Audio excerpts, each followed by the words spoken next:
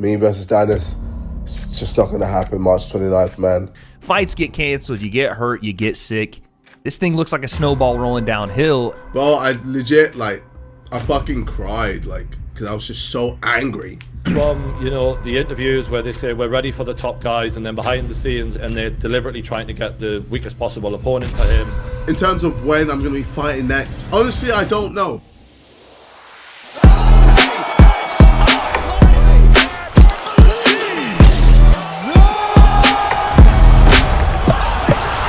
Ladies and gentlemen, welcome back to Misfits News. I'm your host, Ben Ben Davis, and we've had a lot of tumultuous times, I would say, in the world of influencer boxing. So to get to the bottom of things, we've brought in the head honcho himself, Mams Taylor. Mams, how are you, sir? I'm great. Doing well, man. How are you guys? Good, I would say. Not fantastic, but doing good. I would say the first big topic, of course, elephant in the room, March 29th, April 12th. Two X-Series shows that the fans were expecting that now have been delayed for different reasons. Dive into that just off the top. Cancellations, not fun. No, it's the first show we've canceled after announcement. We know about the American show we were supposed to do, but that never got off the ground for us to announce.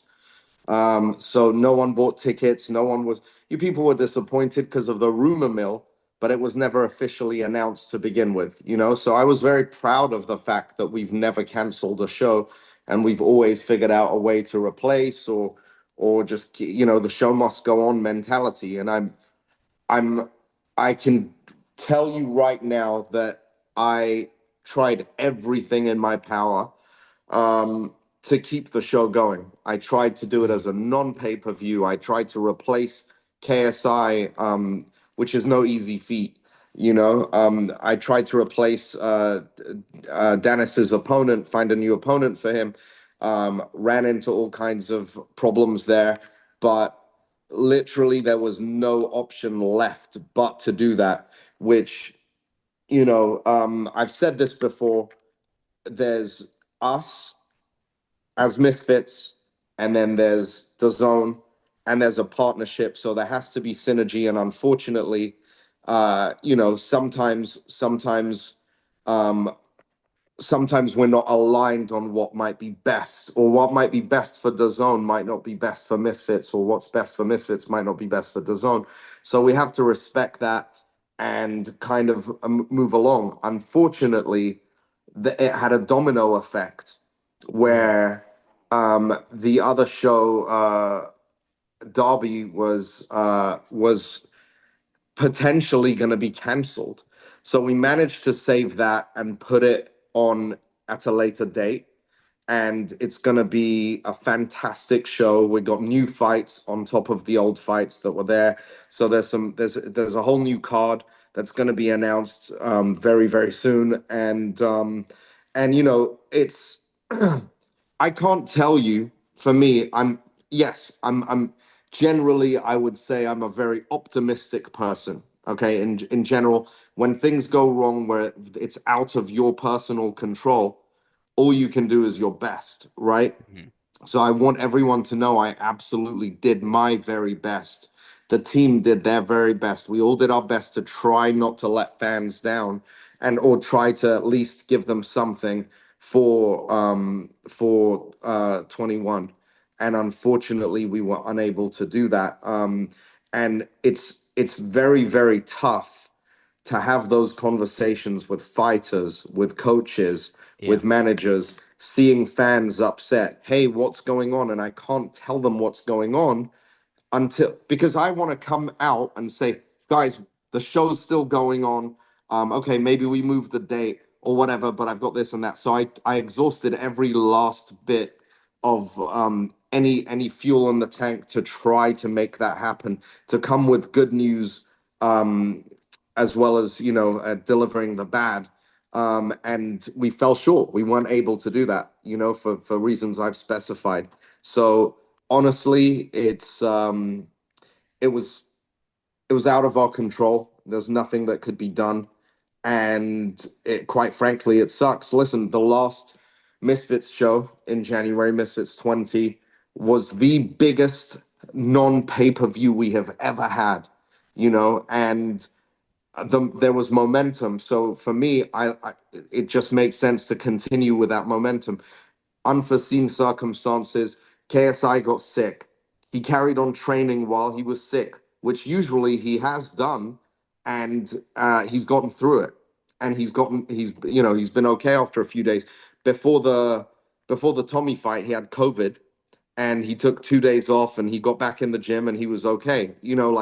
So um, in this case, unfortunately, he carried on training, got worse, and then took 2 different cycles of antibiotics. And only now is he nearing 100% in terms of feeling back to himself. So Mhm. he tried to go to the gym, and he couldn't. And his coach called me. He called me. He was like, I can't spar right now. I'm absolutely like feeling like shit.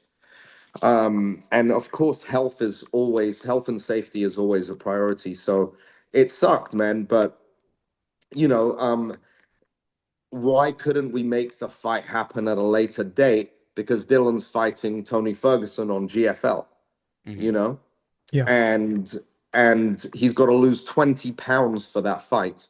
So there was not an option to carry that particular fight onto another time. And I think that KSI and I have had some really, really good talks, very positive talks about everything in general. And going forward, we have a list. We have a really good list, and those are the only fights he's interested in right now, from the list. And we're gonna make that come to fruition. When he wants to come back to fighting, that's the list we're gonna draw from. And there's no one else that's gonna have a say in it. And that's pretty much it. It's what KSI wants, Mhm. and it's taken it's just a lot of unfortunate turns along the way. Where, look, you guys know, if I had it my way, we would have had a very different path. Of course. Um, and and there has been some bad luck. If there was no bad luck, it would have been a lot better, obviously, for him, for his boxing journey, for his career in boxing. Um, but at this point, I think we've all learned a lot how to navigate properly and avoid this kind of thing happening. So yeah, it's been a rough it's Yeah. been really rough for a few weeks for sure. But like I say, I for me, being stressed out in very stressful situations only adds to it becoming more of a stressful situation. So I hang out with my donkeys, my horses, Hmm. and spend time in nature and just kind of meditate on it so I can respond and think of the right thing to do for the brand, for the fans, and for everyone in general. And I can tell you, it's birthed a lot of great ideas and a lot of changes coming in the future that I think people are going to be taking in a reinvigorated excitement of what Yeah. this space is all about. And I will say, I know that fans have really given you a lot of praise and love because they know that that's how you operate. Wade Plem, even really put out a meaningful and thoughtful tweet saying just as much. I have a few more questions, I think, on March 29th. First one, what was the timeline maybe on you guys knowing, okay, KSI is sick and it's becoming more serious? Like, what was the timeline there? Um, all right, so he had a bit of a cold to begin with, what we Hmm. thought was a bit of a cold. Hmm. And that progressively got worse over a number of weeks. I think when the Sidemen charity match, when he played that, he was already starting to feel sick. So Okay. obviously, that didn't help. Um, and then he continues to train, and it got worse and worse, and it didn't get better. It wasn't going away. So he took a course of antibiotics. That didn't help. And that was when we started to think, okay, because we've been through this before. It's gonna blow over. You know, yeah, and look, for me, it's like if you're sick, there's two different versions of being sick, and you are your own best doctor for this, you know, because no one can tell you how you feel. I've been sick, and then I've gone to the gym, gone for a run, done some weights, and I sweat it out essentially, and I feel better. And I'm like, okay, I'm getting rid of this. Then there's another type of sickness where when you get to the gym, you can't even really do anything. And in JJ's case, it was the latter this time. So it absolutely should not have trained through it. He should have taken some rest. He should have taken some real rest. Yeah. But you know, listen, he tried. I remember getting the call from him, and he was very, very upset. He wasn't exaggerating. He was practically crying on the phone about like, I'm so pissed. I've wasted all this time just preparing for a fight, and I can't even fight. I can't do this. So you know, it was a buildup of, I think, about 3 or 4 weeks. So I think he was sick for about 3 weeks when we started to really get concerned. Yeah. That, okay, we have to move the date because he's not going to be ready. And I don't know if you guys know, but when you're on antibiotics, never mind 2 sets of antibiotics, it's going to make you half the man you are in that ring. You know, it depletes you completely. And I think he wanted to brave through it and just get in there and fight. But like he said, you know, it came to a point where if he underperformed in that fight in a big way, or even got hurt, or anything like that, then, you know, that's where I think he drew the line. He didn't want to let anyone down. And he was very upset at that thought. And I said, look, the main thing is that you don't let yourself down. Nothing comes before your health. And that's our mantra always with the whole Proper Loud team. With every client, we always say your mental and physical health is a priority. You know, secondarily, it's your brand. And then third, it's making you money, you know, but always mental and physical health. And he was mentally not in a good place because of his physical health. So I think if that answers your question, it was probably a 3-week period of him just being very sick. When he was on the second course of antibiotics, he started to make improvements, but to the point where he could go to an Usher concert and actually not feel like he's been trapped in his house the whole time. But that's very different from getting in the ring and boxing. Was it the best thing to do optically? No. But you know, you can't. Guy's got to live. You know, you can't trap him in his house, I suppose. But so you can see from the fans' perspective, right? The Usher concert, and did anybody say, "Hey, man, maybe the Usher concert maybe is not a good idea," or maybe Chisora with his phone out wasn't the best idea either? Backstage VIP tickets, maybe like. Look, I won't confirm whether Abs might or might not have said something on a call to maybe not go. But you know, like the optics are bad. I get it. And I get it from a fan's perspective. You're upset, you're pissed off, this has moved, you've made arrangements, you've been excited about it, you've built yourself up to be excited about something.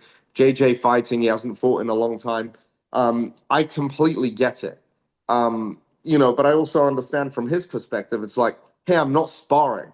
If I'm sparring, then I'm good enough and I'm sparring and I'm doing well and I feel good, then I'm good enough to fight. But if I go watch a concert, which he wasn't there for very long anyway, you know, because he didn't want to push himself because he knew he was still not 100%. But yeah, you know, at the end of the day, it is what it is, man. Like, there are times I really look. I'd say that I have a very honest and transparent relationship with JJ, and I'd say that I consider him family, and I think that the trust that we've given each other, the trust that we've earned with each other, has come over, you know, the years when it comes to you know, our opinions, our the way we work with finances, everything has been we've been on the same page. where we never put money first, either of us, you know. We've sacrificed a lot. We've turned down a lot of money because we don't want to just do money plays. We want to do things that he enjoys and has fun with, and build up a legacy. And that's where I think that some of the choices that have happened for his boxing journey have been very frustrating, because they've fallen short in comparison to what could be his legacy, or what has been his legacy in other areas. So he's a big legacy guy. He's got a big legacy tattoo on his back. So when I saw his video, and I spoke to him before that and after that, obviously, and I know how he feels, and he's very frustrated and upset with kind of just the way things have all played out. The bad luck, the pullouts, the replacements, the this, the that. So there's a lot of frustration there. And I think there's one way to fix it, and I think him and I have spoken about that. And look, trust me when I tell you, I don't give a shit about the Twitter stuff anymore. You know, like it took me a while to get used to it. Like people just calling you names that don't know you, that don't have a profile pic or whatever it is. But I think more than anything, genuinely, if I'm a kid and I'm excited about something, and then it's taken away, and it's like, all right, we're canceling our trip to Manchester, we're not going to go there, or whatever. I felt for those people. I know JJ felt for those people as well. So all I can say is we lost a lot more money than everybody else, naturally. And it's not like, oh, well, it is what it is. We just couldn't come out. We didn't know the position we were in. What's happening? Is there a way to save this last minute? What's the announcement going to be? You know, and it was a bit of a shit show for a couple of weeks, like I say, you know. And even the announcement that did come out saying Derby had moved, I was sleeping during that announcement. I found out that we got a new date the night before, but I never approved that. So I went mental on people, because even though all the fighters were, they attempted to contact all the fighters, not all the fighters received that information, because people are sleeping. They're in different time zones, and you can't just call them once and say, hey. So I chewed out some people that remain nameless for this call, but I wasn't happy at all, because I wake up at 6 a.m., I sleep for 5 hours a day. Other than that, you can find me pretty much working or working with my animals. And I get a slew of texts from a couple of different fighters saying, hey, how come I found this out on social media? You know? Yeah. And So, that is unacceptable. and that was kind of the last question I sort of had on these two events before I turn it over to Biel for some questions. The communication with the fighters. So for April 12th, there was outreach right before it was canceled, I believe, to all the fighters. For Both events. The first one, every fighter had been told. Okay. Every fighter had been communicated to that this is happening.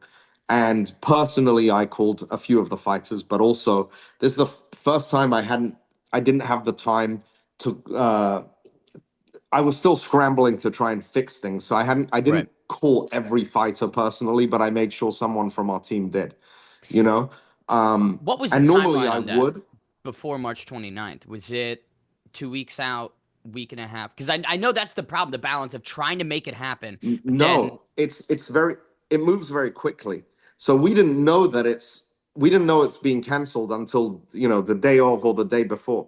It's not like we're sitting on information. We're trying to save it. I tried to put alternative fights there so I could say, hey guys, and look, the problem is if you say, hey, it's cancelled or it's postponed, then we'll let you know later. That's how it started. We said, well, it's postponed. We'll let you know as soon as possible. People are talking. People are anxious, and they're like, what's going on? When is the new date? And then, you know, when we figure out, oh, we can't make this new date happen. Dylan's fighting in 2 months. JJ's not 100%. He needs to start camp over, or at least do a half camp. And by the time he's ready to fight, Dylan's got to be cutting weight for Tony Ferguson. It's just not going to work.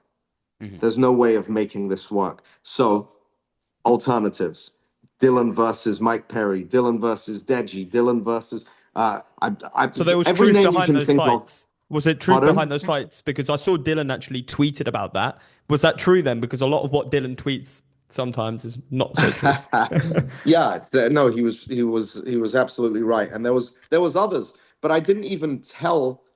I'm scrambling in the background trying to see which fighter would be interested that would be main event worthy, and it could carry a main event, and I could convince DAZN to maintain a pay-per-view for this or do a non-pay-per-view, which are two very different dynamics, which is the premise of our business relationship with DAZN as our broadcaster.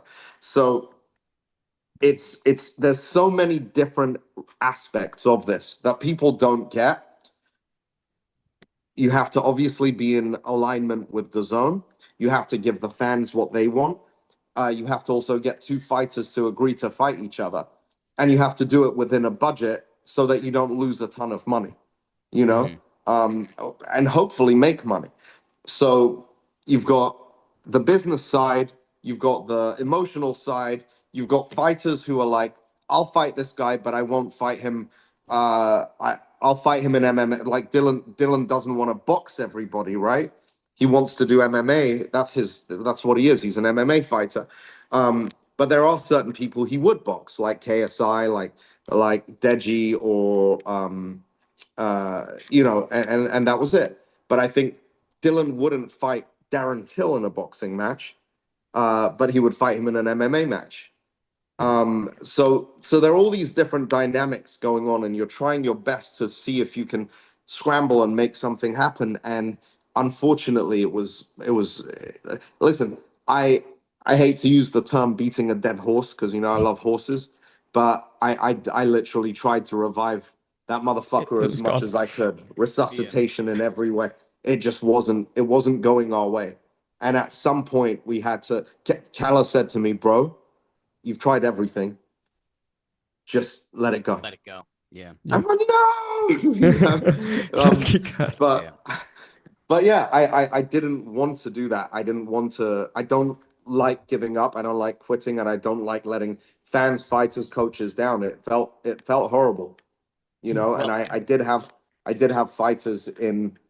And I know a lot of seasoned fighters are very used to stuff like this happening, but we're in a different space, and a lot of our guys are influencers or crossover fighters or whatever you want to call them. And still they spend money on their camps. Listen, that Argentinian king, he's one of the nicest people you will ever speak to. Like, he's such a sweet guy. And I know he went through a lot of two different camps, not able to fight. This got moved, then it got canceled. Then, and you try and make it up and say, all right, there's another date, but it's not feasible for the fighter every time just because you want to move another date. And also a lot of these influencers, they have other stuff booked. This isn't their only vocation, and it shouldn't be. That's why it's crossover fighting, because they have other careers. So man, it's a big juggling job, and you've got to try your best to strike a balance to keep everyone happy, and inevitably, not everyone's going to always be happy. That's just life. I feel like we've covered a good amount on the 29th and the 12th. And I'm sure fans are going to be like, well, he didn't answer this, he didn't answer that. But, we've got a time limit. I mean, the floor is yours, guys. Well, Ben, let me jump in quickly because there's one question that comes to mind for me. So unfinished business is off the table. However, there was many a fights on that undercard which may go unanswered. Where do those fights go? Do they jump onto other undercards, or will that be in future cards? Yeah, let's wait and see. Some announcements coming. I think, put it this way, I think we're gonna have a very nice non-pay-per-view card in Derby on May the 16th. And it's gonna be as stacked as you can imagine. Fantastic. For a non-pay-per-view. It's gonna be completely stacked. So May 16th, seemingly the return. Are there maybe other dates in the summer or early fall that you can share that can add some positivity into the narrative? Or is it still early days? It's being worked on currently. There's a lot of really cool things. in the pipeline. There's definitely some new fighters that that we're unlocking. Some influencers, especially in the American space, we've got some really cool stuff. In the UK space, we got some really cool football stuff and influencers. And I think, look, KSI and I have been speaking about this for a while, but MF Pro is going to have its own space where it's going to be pros, right? It's just going to be pros, and those cards will feature pros only.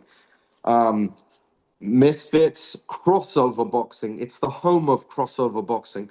That is essentially mostly guys who are a little bit more serious about their training. They're taking it pretty serious. You've got Gibbs, Salt Pappy, King Kenny, people like that, you know, who Dean the Great. These guys, they take it pretty seriously. They train a lot, regardless if they're fighting, they're not fighting, they're training every day. So those titles will remain intact, and those you know, the guys who want those titles will those that part of Misfits will remain as, you know, a big part of Misfits. The other part of Misfits that we're going to introduce, which we already have lots of it going on, but we're going to introduce it in terms of having its own league. So it doesn't intimidate other influencers and think, oh man, I'm Dean the Great's weight. I don't want to fight Dean the Great, or I don't want to fight Salt Pappy, because I would never match someone who's, you know, at this point, there's no way I would match someone who's a first timer or second timer, or someone who's a casual, training casually. I wouldn't match them against one of the top guys, right? So they're going to have their own place, and it's going to be more of an influencer league. So it's going to be it's basically, you've got three separate entities. You've got the crossover, you've got the pro, and then you've got the influencers. So will these entities mix on events, or will these be separate events from what I'm hearing? I think crossover and influencer will mix, because that's kind of the cornerstone of what Misfits has always been about. But the pros will, within a few shows time, they'll have their own space.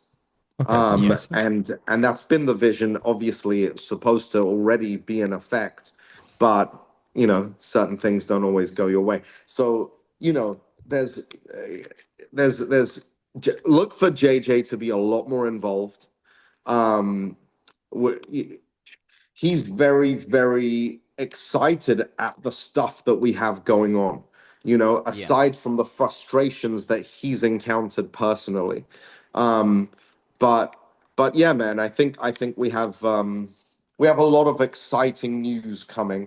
And you know, I've seen a lot of the criticism of people saying, "Oh, it's become too serious," and it has. But look, you're always going to get criticism, because when I do a tag team fight, or we do well, so-called gimmick fights, or you know, certain things, you always have people saying, "Oh, no, just do a real boxing match. You want it to be more serious." So you've got that crowd, and then you've got the other crowd who are like, "Oh, it's gotten too serious." Yeah. If I want to watch a serious boxing match, I'll just watch Boots Ennis, you know.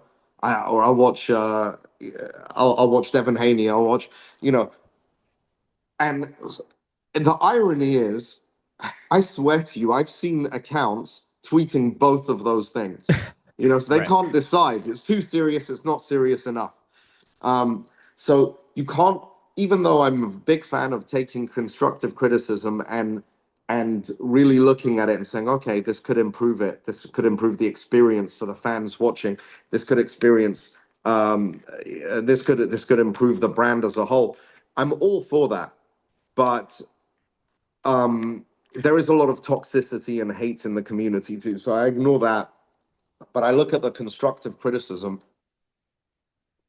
and I think that this will bring the balance, restore the balance of the not so serious, you know, the angry Ginge having his fight with 2 weeks training, type fights. That's the type of stuff that I think that crowd is kind of missing.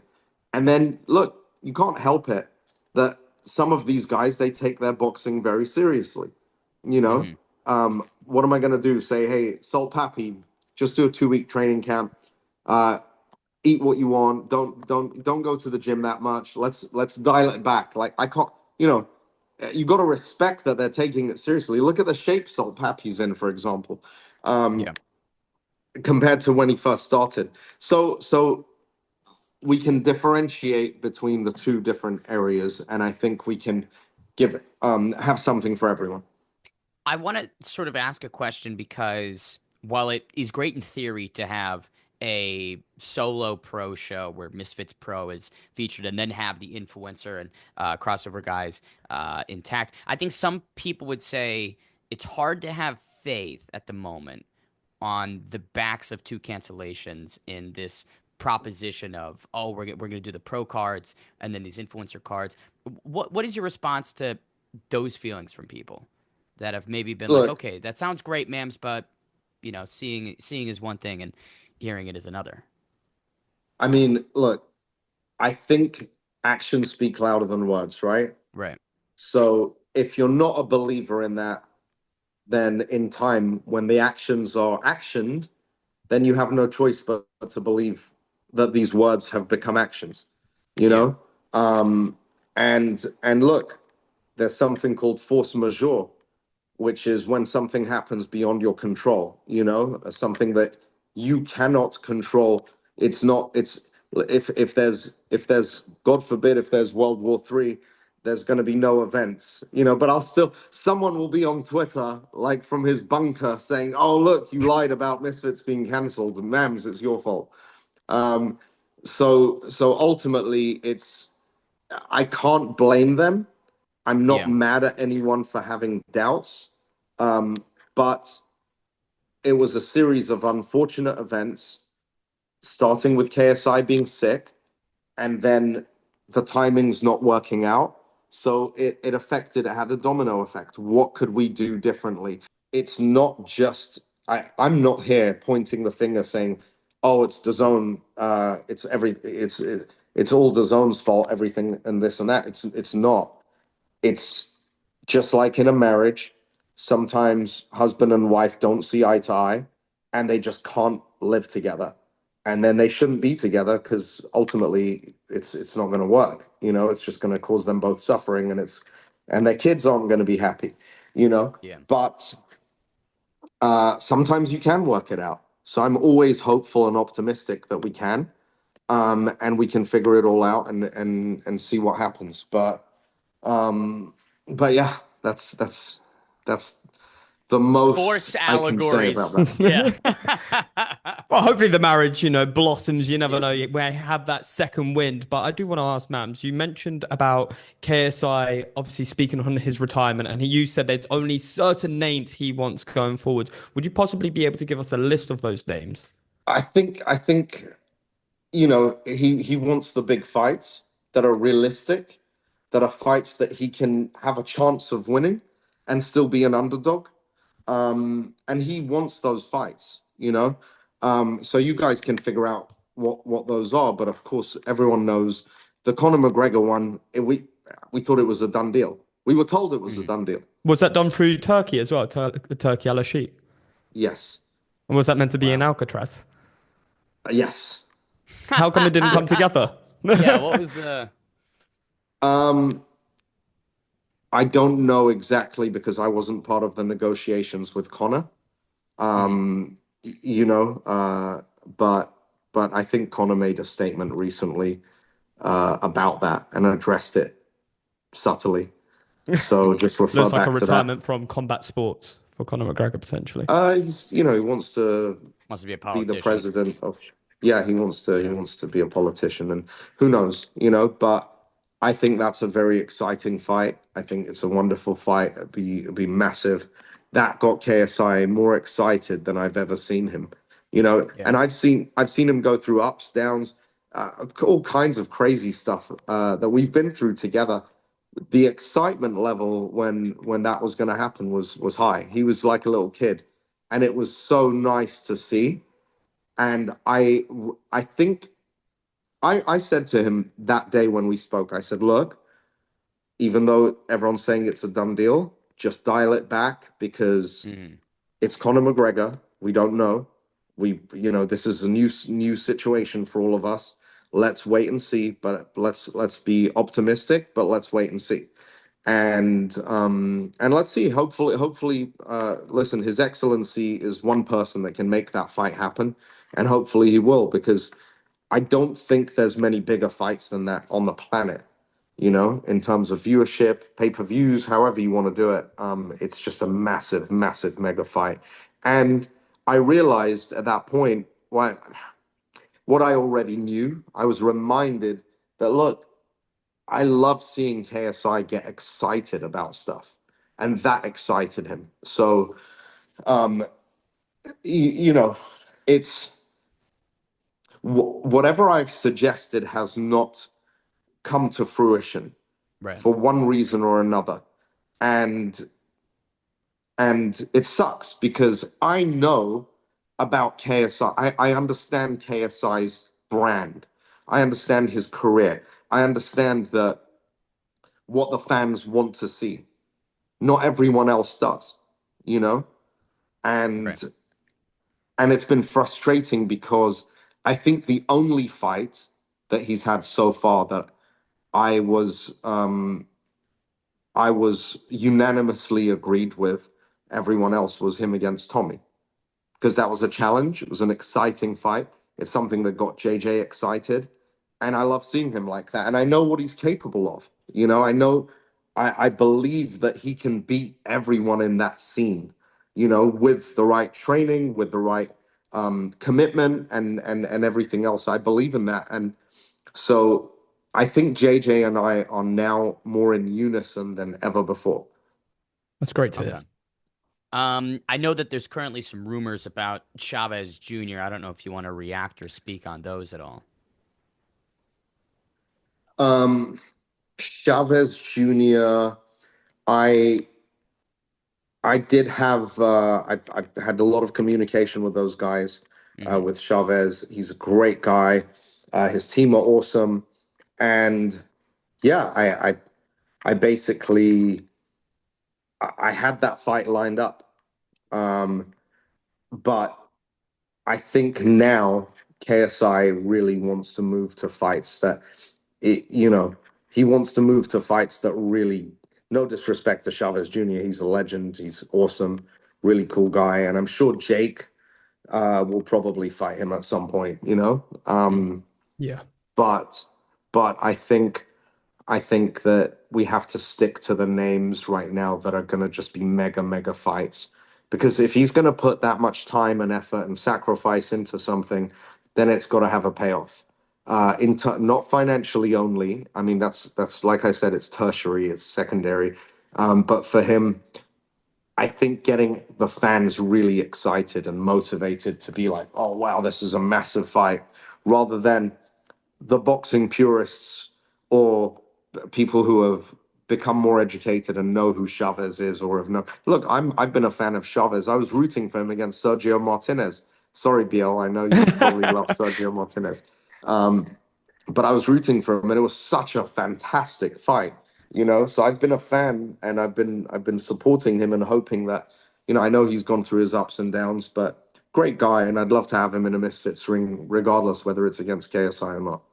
For sure. I don't want to dwell too much on the negativity because I know it's not where we want to focus on, but I do think it's important that we highlight that. Please, Not bring it all out. A lot of people again questioning who KSI's fighting and a lot of questions of why he's fighting these opponents. Mams, people pointing fingers at you. Who is behind these decisions? I'll say this again. My mistake, and I own up to this, is I didn't.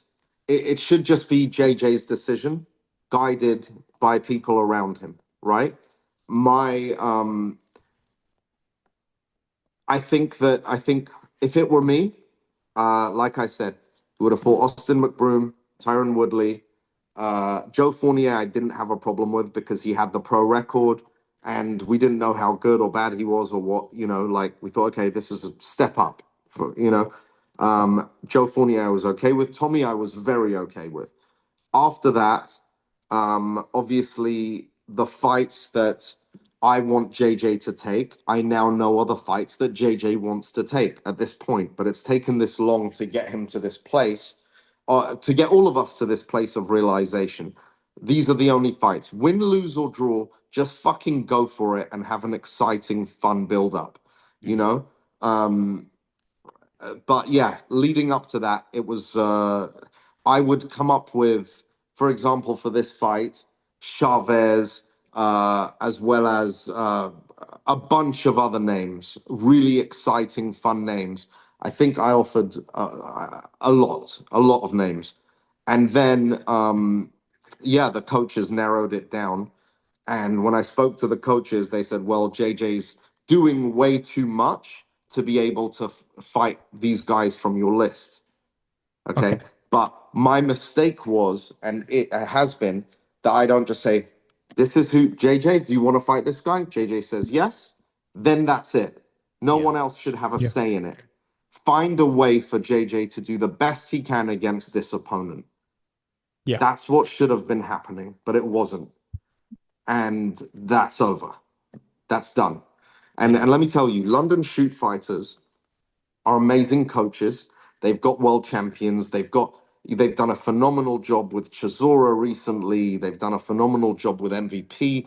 They've done a great job with JJ in unexpected ways. No one thought JJ is going to be doing an MVP karate stance in the middle of a boxing match. Yes, people make fun of it, but it was highly, if you know boxing, you know it was highly effective against Tommy Fury, because it, like JJ has said, if he fought him traditional boxing style, he would have had a long day like Jake did, you know? So he did enough to win that fight potentially. So I'm not questioning their coaching ability at all, but it's unfair to them and unfair to everyone else for them to have had the power in the decision making of who he fights.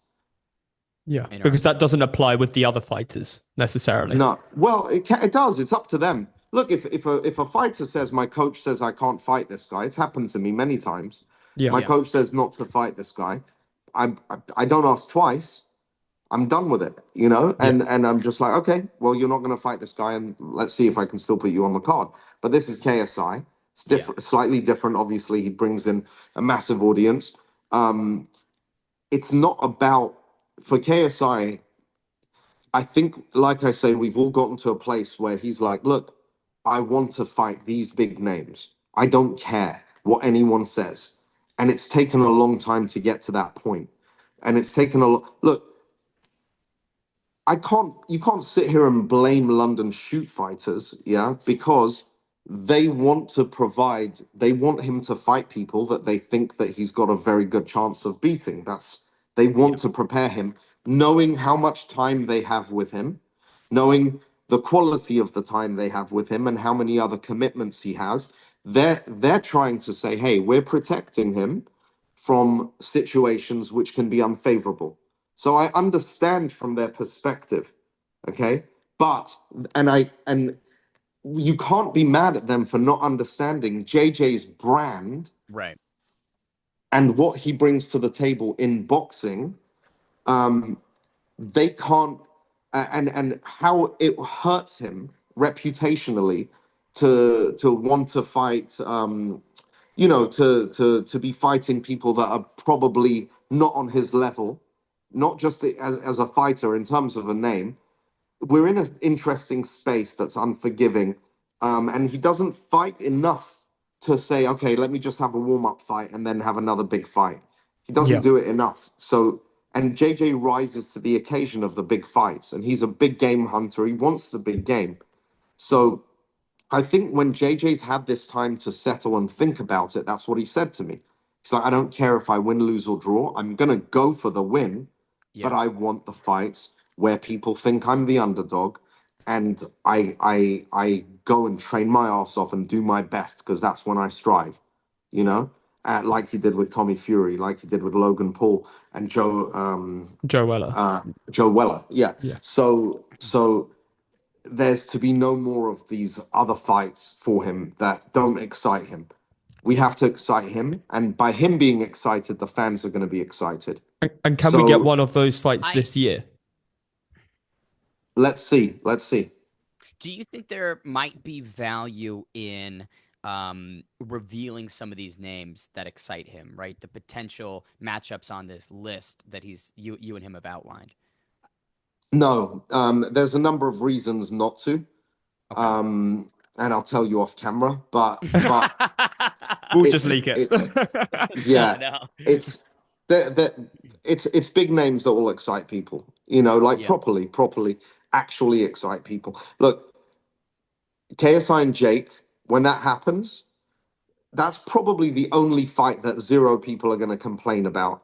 You know, Yeah. I mean, they'll still find people that complain, but out of the core fan base, that's a fight people want and have wanted to see to you know, to a point of nauseum at this point. Right. You know, so that's something that I believe in my heart. I always have said I believe it will happen, and I believe it will happen.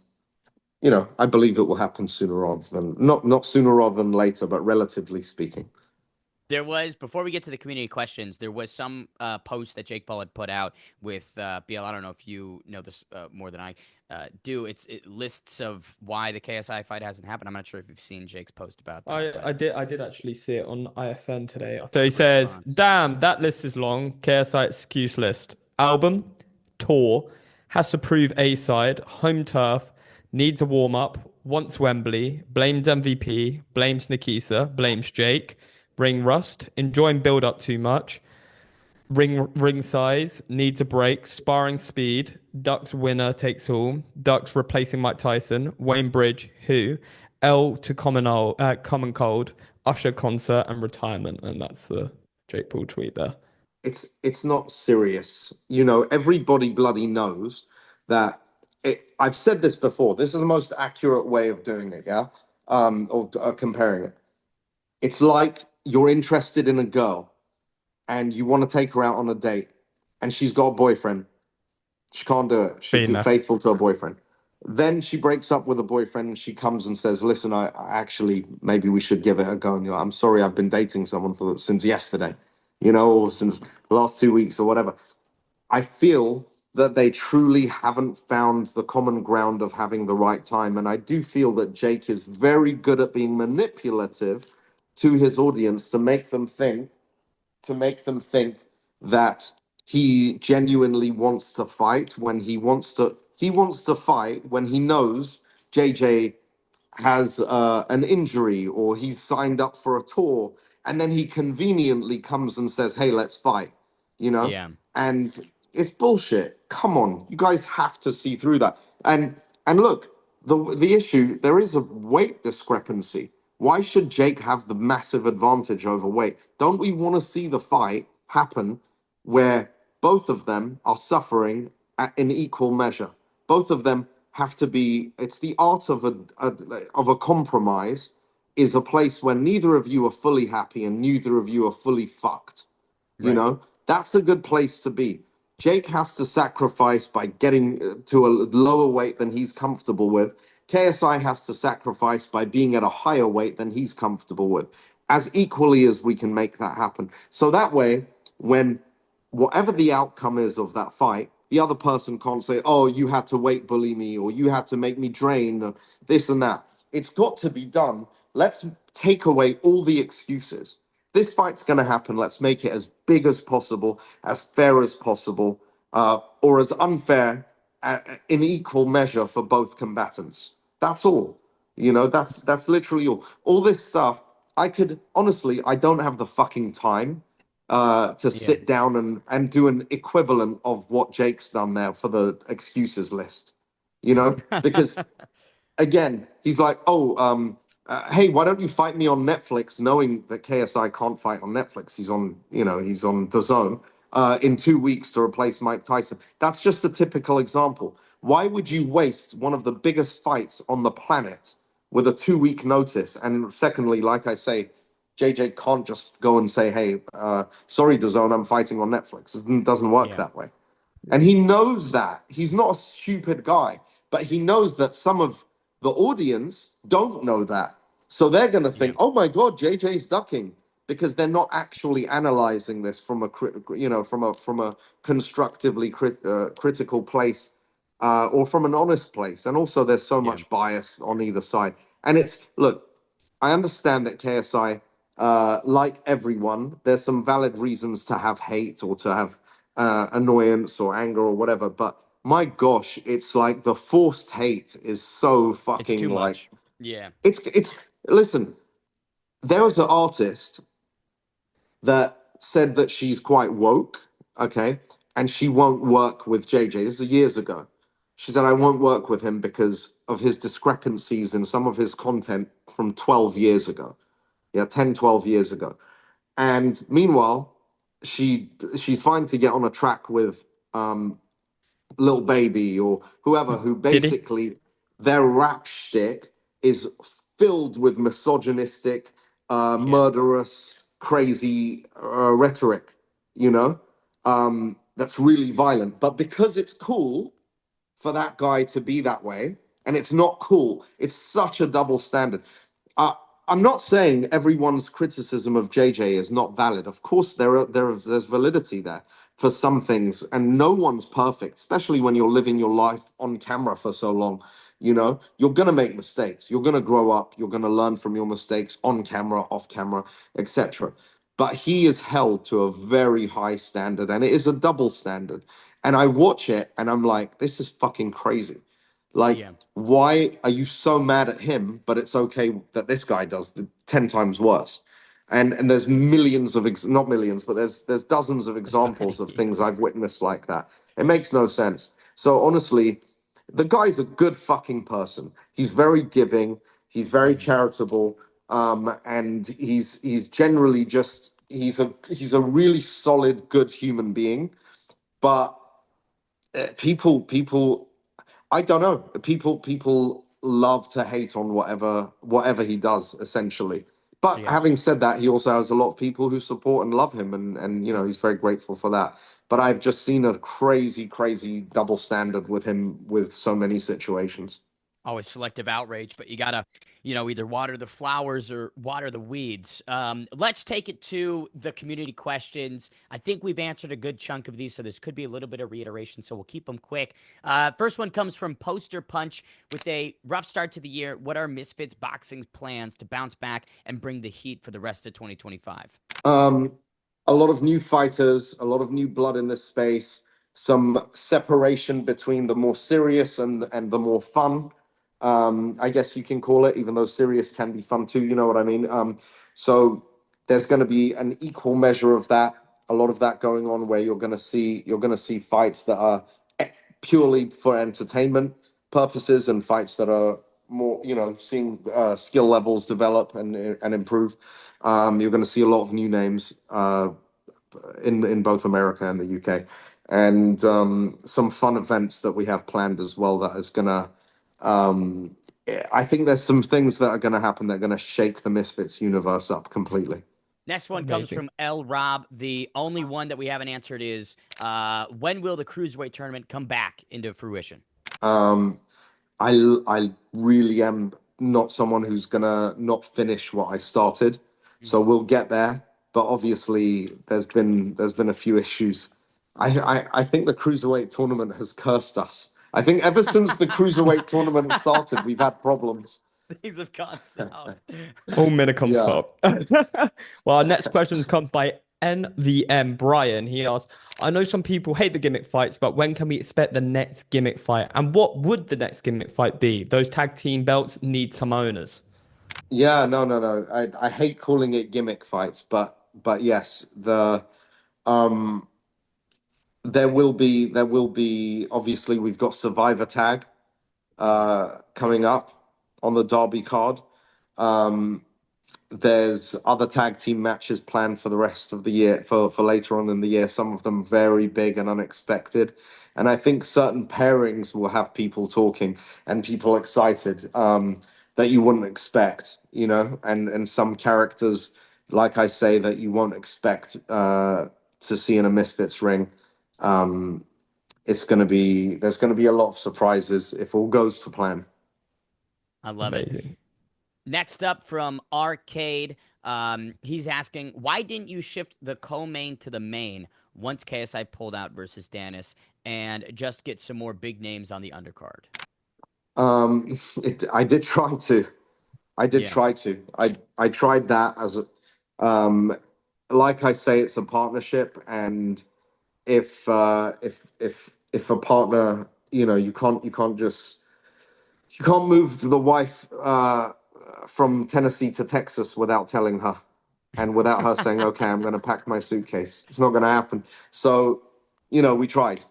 When I say I exhausted every thought possible, anything that could keep that card on, I tried.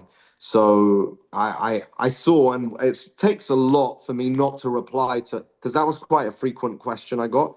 Why don't you just put Salt Pappy in the main event? Dylan's not going to box Salt Pappy, okay? Why was he going to box KSI? Because the money's different.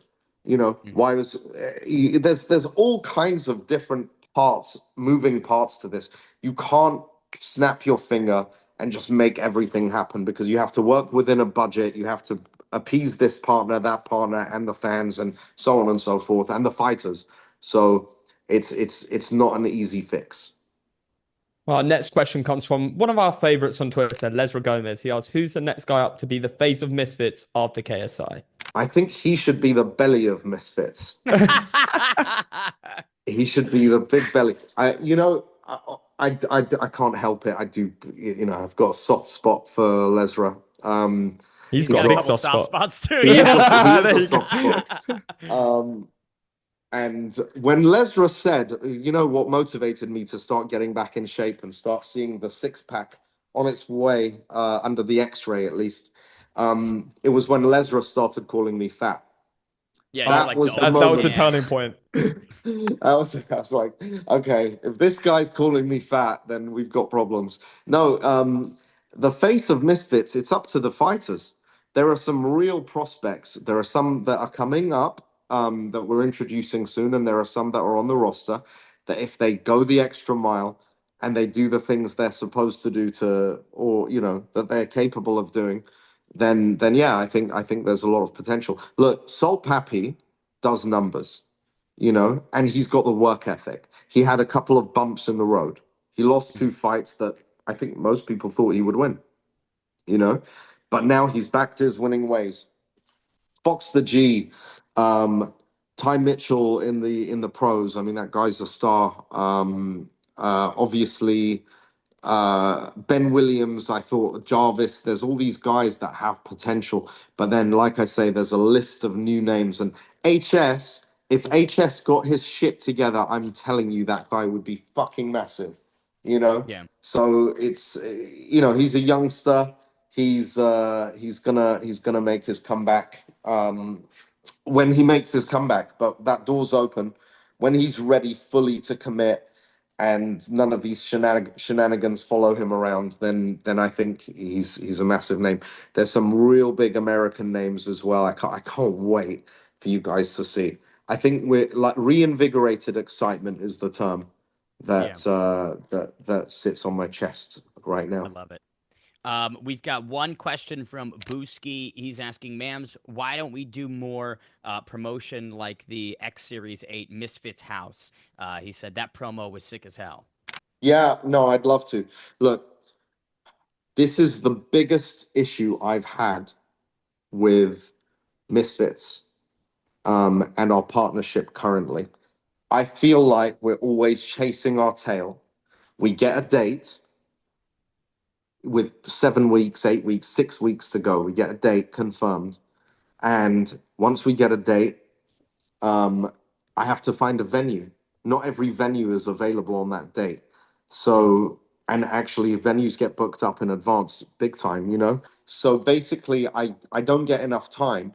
And then it takes us, we're ready to announce it, but we have to announce it in unison with DAZN's approval because of various checks and balances and process they have. So then we're 2 weeks later, and before you know it, we've announced the fight card. There's no storytelling. There's no time to build some of these fights up and for the fighters to promote and push. And then it's like, oh, the next available date for us is in 3 weeks after that. So it's gonna get fixed. I'm determined, and I think that we have to prioritize this together, DAZN and Misfits, where it's like, look, all of us can do so much better if we fulfill our potential. Why leave that potential on the table? Let's work together and figure this out, because sometimes I feel like it's almost like we're thrown to the wolves and we still come out surviving. But I'd like to say, look, we've put on 20 events. No other organization in crossover boxing has ever come close to that. We're looking forward to putting on dozens and dozens and dozens more. And as long as we keep things fresh and exciting, and we do listen to the constructive criticism, we do listen to fans, JJ's going to be much more involved. There's a couple of really big names coming as well. So I think the potential is there for this to be bigger than ever. And every company in the combat sports space, every single one has gone through ups and downs where they have a period of highs and a period of lows. And the difference with us is we have zero debt. We don't have any investors outside of who the partners are KSI, myself, and Wasserman and Kala, and then DAZN as our broadcast partner.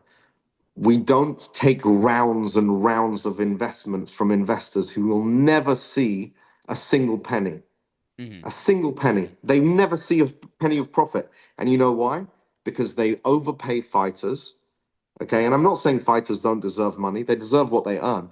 They overpay fighters, and they overpay themselves fat, multi-million-dollar salaries for being the CEO of a brand that makes no money for their investors.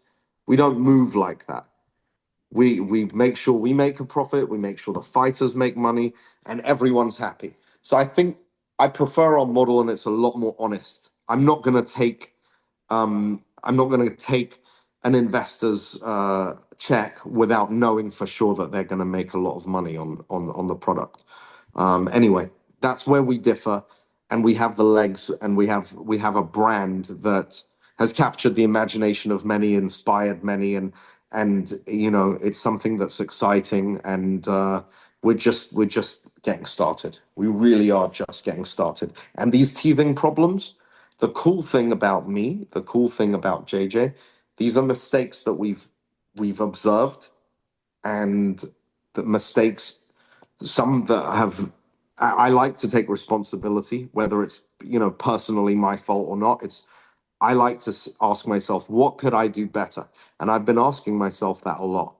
And now I have some answers, and I want to implement those, So I don't think that any of us are in the habit of repeating the same mistakes. Absolutely. And I don't think there's any better way to close out here a mammoth episode of Misfits News. Hopefully you got all the answers you were looking for and more. If not, feel free to continue to let us know on social media. For Biel, for the head honcho, Mams Taylor, I've been Ben Davis, and we will see you very soon.